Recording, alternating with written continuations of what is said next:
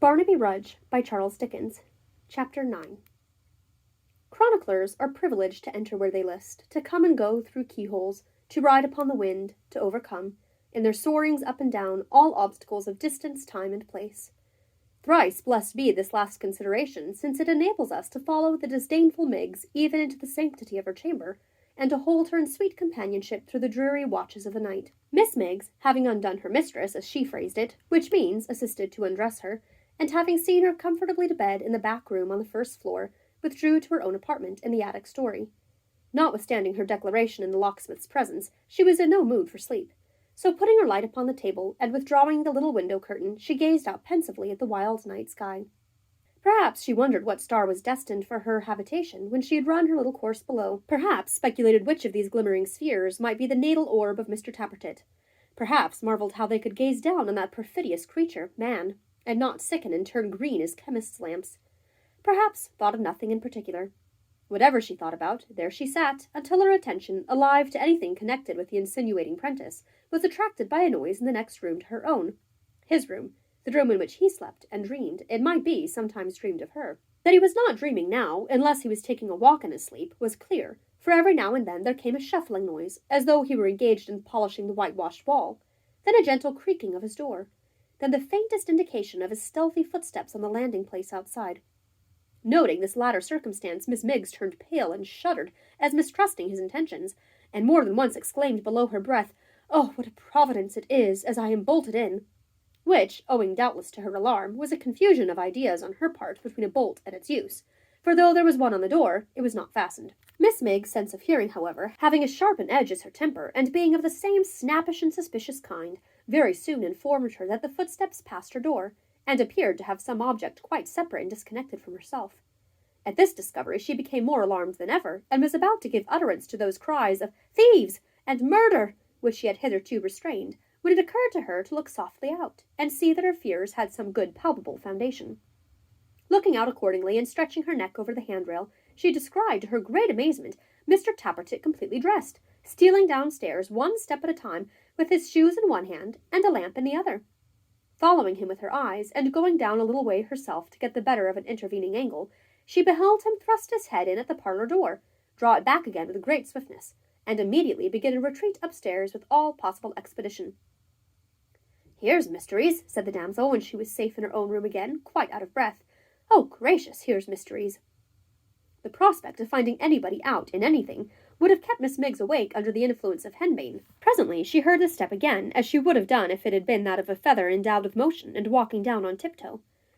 Then, gliding out as before, she again beheld the retreating figure of the prentice. Again he looked cautiously in at the parlour door, but this time, instead of retreating, he passed in and disappeared. Miggs was back in her room, and had her head out of the window before an elderly gentleman could have winked and recovered from it. Out he came at the street door, shut it carefully behind him, tried it with his knee, and swaggered off, putting something in his pocket as he went along. At this spectacle Miggs cried "Gracious!" again, and then "Goodness gracious!" and then "Goodness gracious me!" and then, candle in hand, went downstairs as he had done. Coming to the workshop, she saw the lamp burning on the forge, and everything as Sim had left it.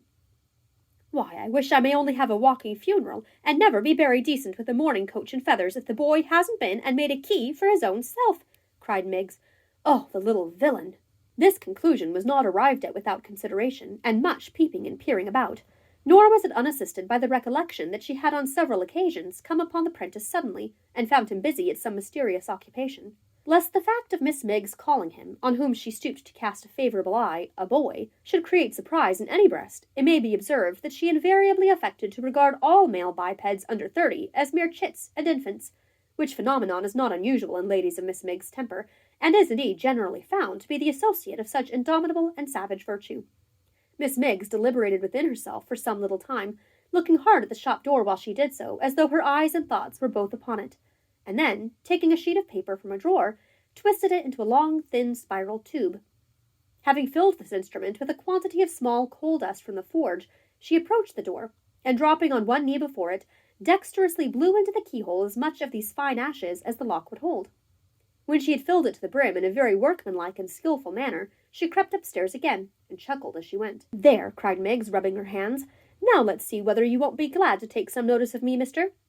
He, he, he. You'll have eyes for somebody besides Miss Dolly now, I think. A fat-faced puss she is, as ever I come across."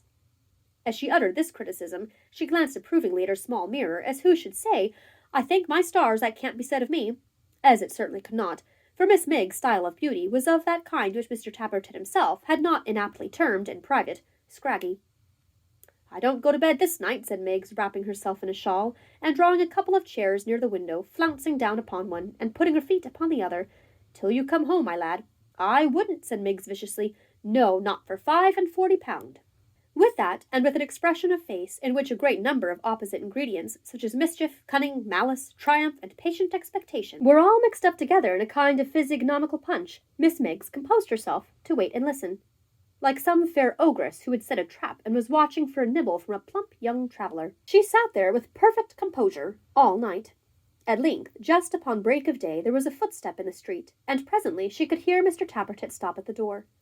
Then she could make out that he tried his key, that he was blowing into it, that he knocked it on the nearest post to beat the dust out, that he took it under a lamp to look at it, that he poked bits of stick into the lock to clear it, that he peeped into the keyhole first with one eye and then with the other, that he tried the key again, that he couldn't turn it, and what was worse, couldn't get it out, that he bent it, that then it was much less disposed to come out than before, that he gave it a mighty twist and a great pull, and then it came out so suddenly that he staggered backwards, that he kicked the door, that he shook it.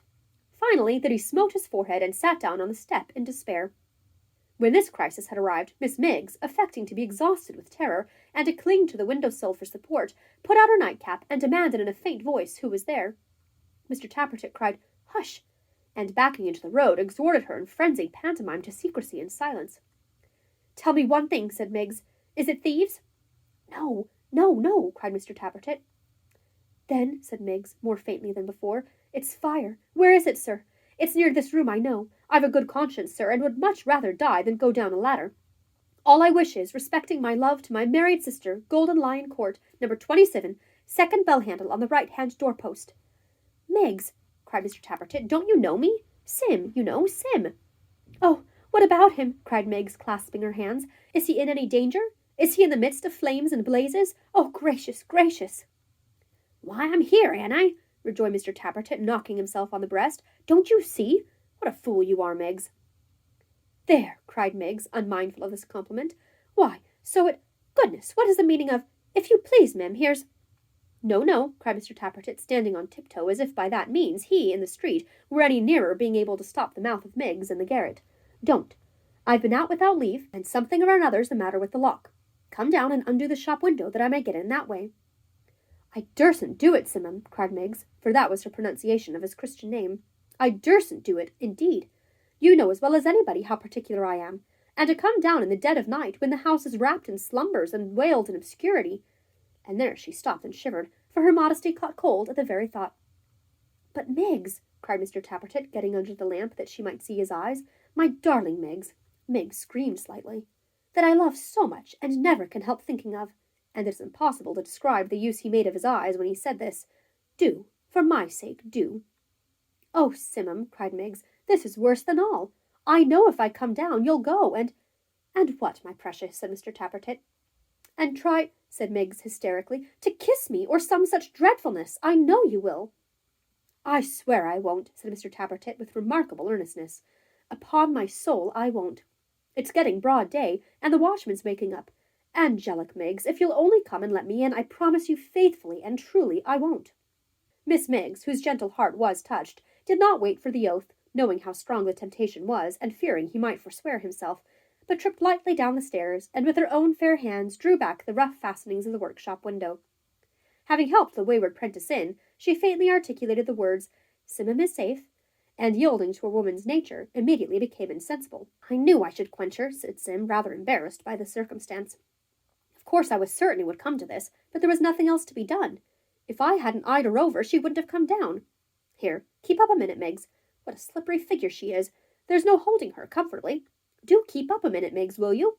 As Miggs, however, was deaf to all entreaties, Mr. Tappertit leaned her against the wall as one might dispose of a walking-stick or umbrella, until he had secured the window, when he took her in his arms again, and, in short stages, and with great difficulty, arising from her being tall, and his being short, and perhaps in some degree from that peculiar physical conformation on which he had already remarked, carried her upstairs, and planting her in the same umbrella in walking-stick fashion, just inside her own door, left her to her repose. "He may be as cool as he likes," said Miss Miggs, recovering as soon as she was left alone, "but I'm in his confidence, and he can't help himself, nor couldn't if he was 20 Simmonses.